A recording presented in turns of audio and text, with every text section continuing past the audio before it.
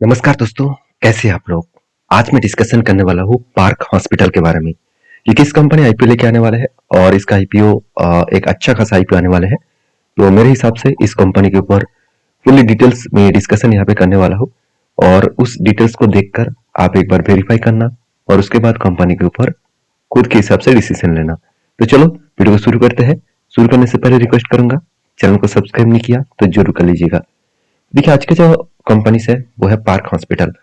अभी park hospital के बारे में बात करूं तो ये बेसिकली एक हॉस्पिटैलिटी इंडस्ट्रीज के ऊपर काम करते हैं। जिस तरीके से अपोलो हॉस्पिटल काम कर रहा है और जिस तरीके से नारायणिया हॉस्पिटल काम कर रहा है, जिस तरीके से एनएच हॉस्पिटल काम कर रहा है, तो उसी तरीके से ये भी काम कर रहा है।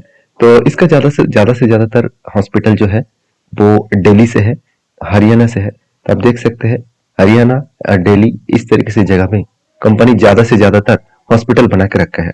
सबसे बड़ी बात है इस कंपनी का जो मतलब बिजनेस है, उस बिजनेस में कंपनी कौन सा फील्ड के ऊपर काम कर रहा है।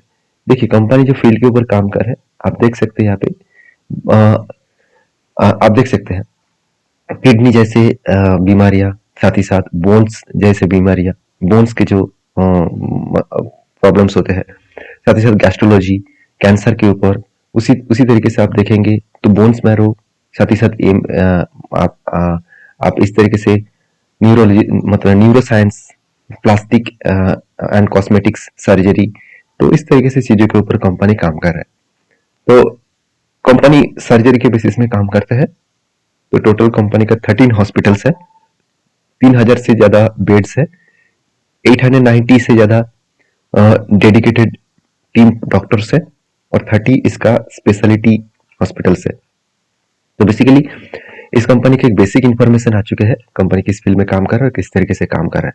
तो अभी चलो मेन मुद्दे पे चले जाते हैं कि इस कंपनी किस तरीके से बिजनेस कर रहा है। तो सबसे पहली बात बता दूं, 2011 में कंपनी स्टार्ट हुआ। तो कंपनी 3000 बेड रखने वाला कंपनी है। सबसे बड़ी बात यह है कि इस कंपनी के जो टोटल डॉक्टर्स एंड नर्सेस है, तो 1014 डॉक्टर्स है, 2140 नर्सेस है। इसका मतलब हर 3 पेशेंट के लिए एक डॉक्टर रखा गया है। कुछ इस तरीके से कैलकुलेशन यहाँ पे देखने को मिला। तो कंपनी जो हॉस्पिटल बना के रखा है दिल्ली, पंजाब, राजस्थान, इस तरीके से जगह पे कंपनी का हरियाणा, इस तरीके से जगह पे कंपनी का हॉस्पिटल्स है। तो कंपनी के 870 जो बेड्स है वो आईसीयू बेड्स है और इस बेड्स के हिसाब से कंपनी 67 ऑपरेशन थिएटर है इसका। इस तरीके से कंपनी फील्ड में काम कर रहा है। और सबसे बड़ी बात है यहाँ पे कॉम्पिटिटिव जो स्ट्रेंथ है, कॉम्पिटिटिव स्ट्रेंथ कितना है आप देखेंगे तो second largest chain private hospital in north India and largest private hospital chain in Haryana. तो इस तरीके से चेन सिस्टम में काम कर रहा है।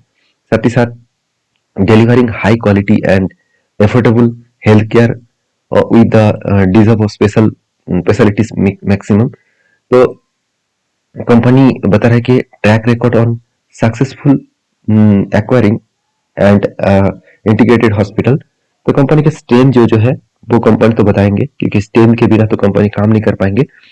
अभी चलो कंपनी के फाइनेंशियल डिटेल्स देख लेते हैं। तो कंपनी के फाइनेंशियल डिटेल्स देखने से पहले कंपनी इस आईपीओ क्यों लेकर है वो जान लीजिए। देखिए कंपनी आईपीओ लेकर आ रहा है इसीलिए कि कंपनी बता रहा है कि खुद के जो कर्जा है उस कर्जे को मिटाने के लिए 380 करोड़ यूज किया जाएगा। साथ ही साथ कंपनी ये भी बता रही है फंडिंग कैपिटल एक्सपेंडिचर की जरूरत है डेवलपमेंट करने के लिए। न्यू हॉस्पिटल के लिए आपको 60 करोड़ वो इन्वेस्ट करेगा। साथ ही साथ ये भी बता रहे कि funding capital expenditure, purchase of medical equipments, तो मेडिकल इक्विपमेंट्स के लिए कंपनी 27 करोड़ यूज करेगा। तो इस तरीके से चीजों के ऊपर कंपनी पैसा यूज करेगा। तो चलो अभी इस कंपनी के फाइनेंशियल डिटेल्स देख लेते हैं। तो कंपनी फाइनेंशियल कितना स्ट्रांग है। देखिए देखा जाए तो कंपनी का रेवेन्यूज ग्रोथ 13% से ग्रोथ हो रहा है और प्रॉफिट ग्रोथ 40% के आसपास ग्रोथ हो रहा है।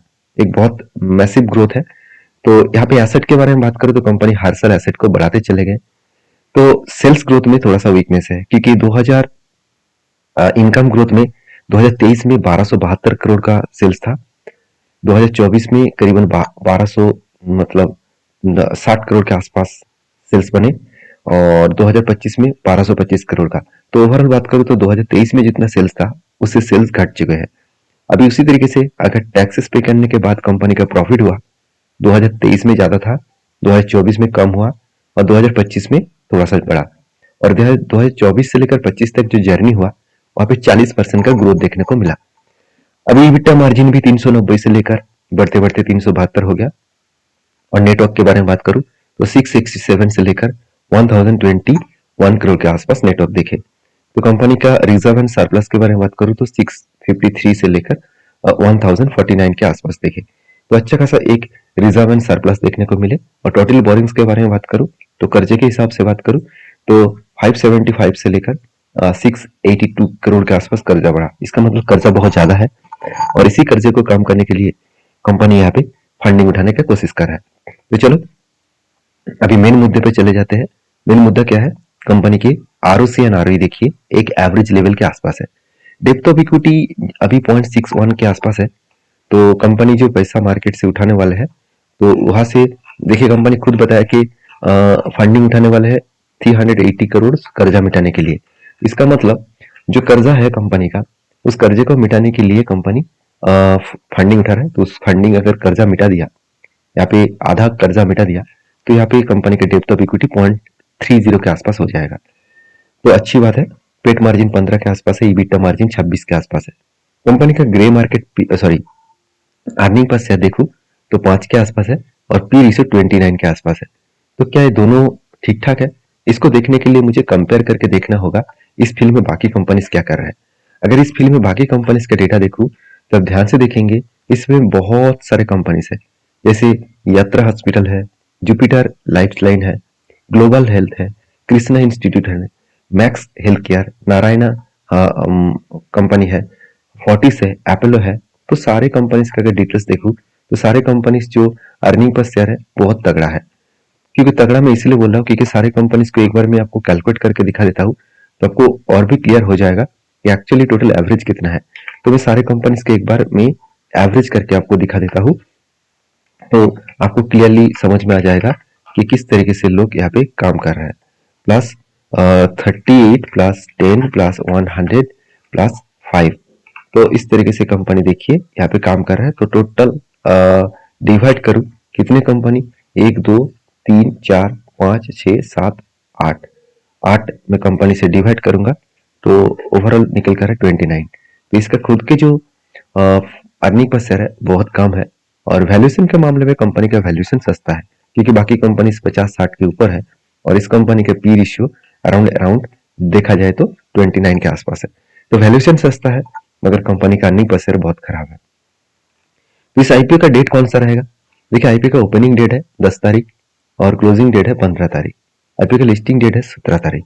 और सबसे बड़ी बात है इस आईपीओ में एक लॉट के लिए जो कीमत आपको देना पड़ेगा 92 क्वांटिटीज के हिसाब से 14,902 रुपीज एक लॉट के लिए देना पड़ेगा। अगर आप 13 लॉट खरीदारी करेंगे तो उसके लिए 1 लाख ऑलमोस्ट 2 लाख के आसपास देना पड़ेगा। तो इस कंपनी के ऊपर सबसे इंपॉर्टेंट पॉइंट है कि कंपनी के आईपीओ का जो मतलब फेस वैल्यू है 2 के हिसाब से 154 से लेकर 162 प्राइस रखा गया है। और सबसे इंपॉर्टेंस है 92 शेयर्स यहाँ पे लॉट के बेसिस में दिया जा रहा है। और ये भी आपको जानना है जो कंपनी के टोटल जो इशू साइज है, टोटल इशू है 902 करोड़ सॉरी 920 करोड़ और उसमें से 770 करोड़ इन्वेस्ट होगा बिजनेस में और 150 करोड़ प्रोमोटर के जेब में जाएगा। अच्छी बात यह है कि ज्यादा से ज्यादा पैसा बिजनेस में इन्वेस्ट हो रहा है। तो मैंने सारे डिटेल्स आपके साथ शेयर किया। से लास्ट पॉइंट बाकी है वो है ग्रे मार्केट प्रीमियम।